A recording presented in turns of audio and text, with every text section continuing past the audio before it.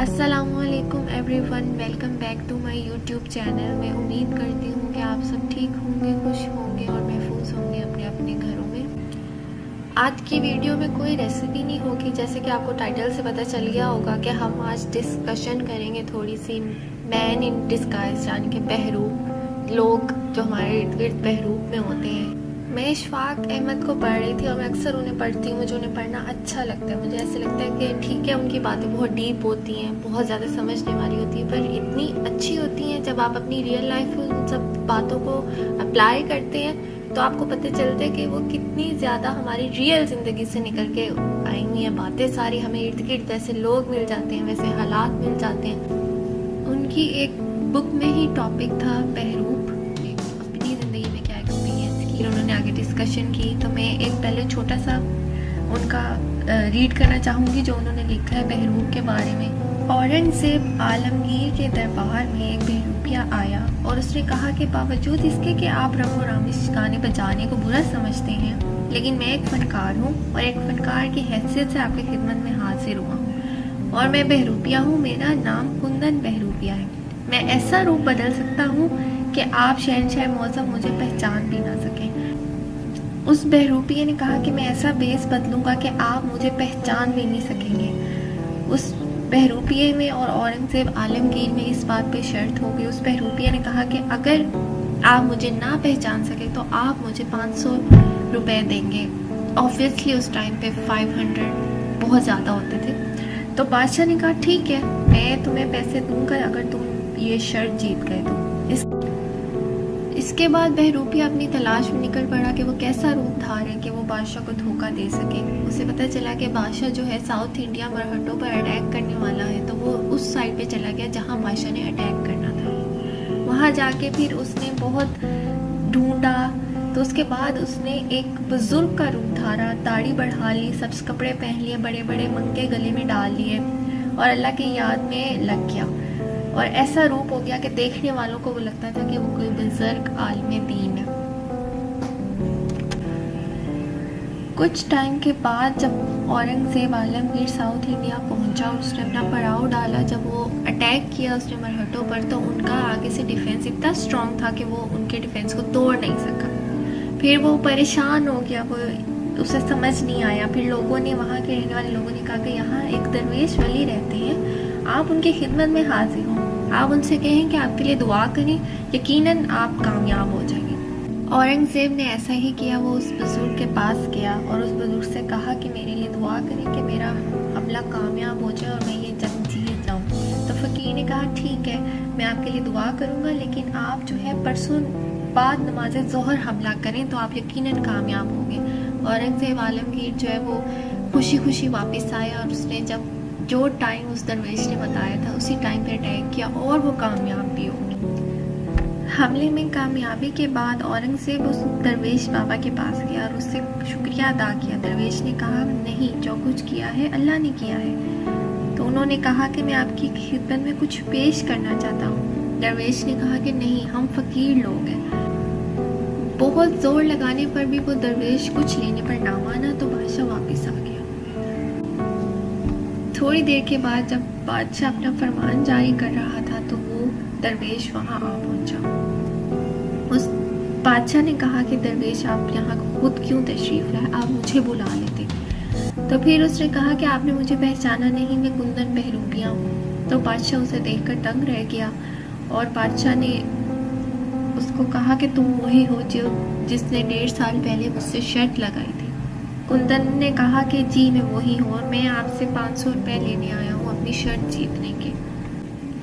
औरंगज़ेब ने कहा कि मुझे 500 रुपये देने में कोई एतराज़ नहीं है, लेकिन जब मैंने तुम्हें इतनी दौलत का कहा कि तुम ले लो मेरे से, तो तुमने तब वो क्यों नहीं ली और इनकार क्यों कर दिया। तो कुंदन ने आगे से कहा कि ये मैं नहीं कर सकता था कि रूप सच्चों का दारू और फिर बेईमानी करूँ। तो हमें पता ये चला कि हमारा ये ज़ाविया 2 नंबर ही सही, बेशक बहरूप ही सही।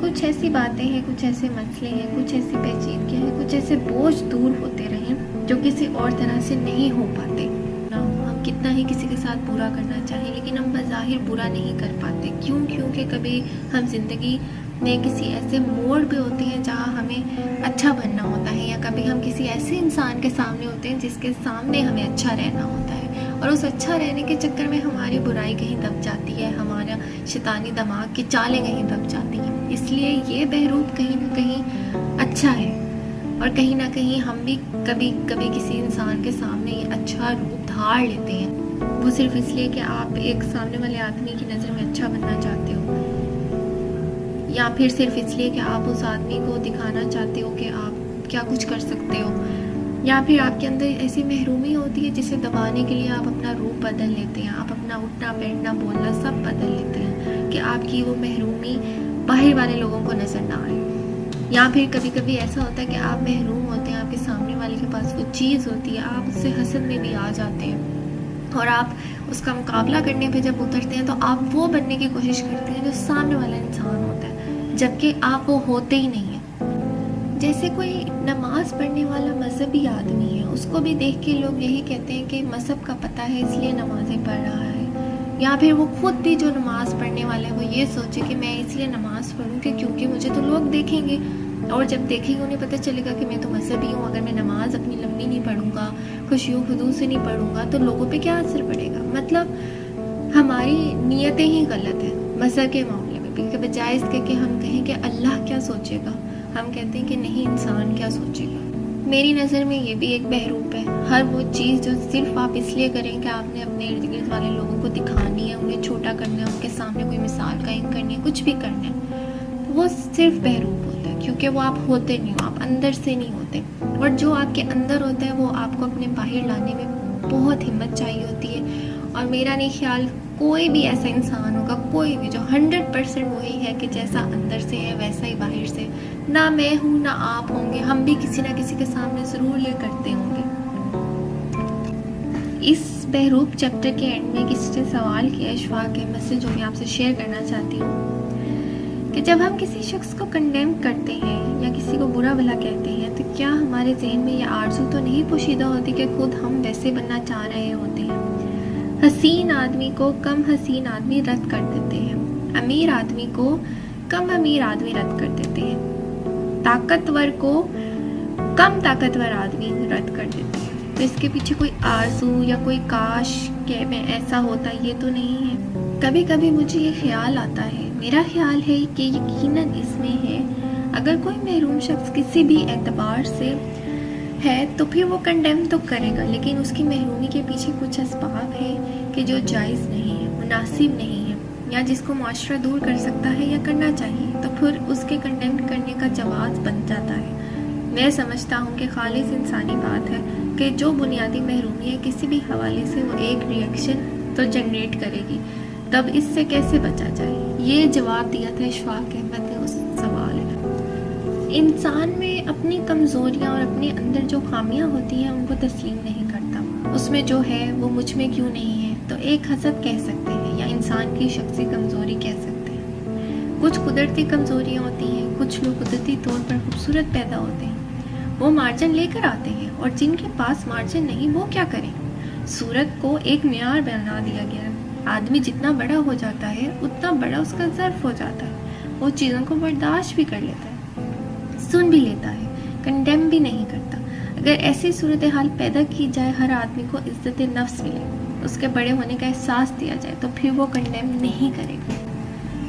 लॉन्ग स्टोरी शॉर्ट कि आप बहरूप होते हैं अगर किसी की ज़िंदगी में, या कोई आपके इर्द गिर्द वाला बहरूप है, तो इसका मतलब है कि इसमें हमारे माशरे का भी हाथ है, इसमें हमारे अंदर की हसद का भी हाथ है, कि हम जो है अपने ईवल को छुपाने के लिए हम किसी के साथ किसी की चीज़ों को देखकर महरूमी का शिकार होते हैं, और फिर हम उसको ही कंडेम करने लग जाते हैं। या फिर हमारा माशरा हमें मजबूर कर देता है हमारी महरूमियाँ गिनवा गिनवा के कि तुम में इस चीज़ की कमी है, तुम में इस चीज़ की कमी है।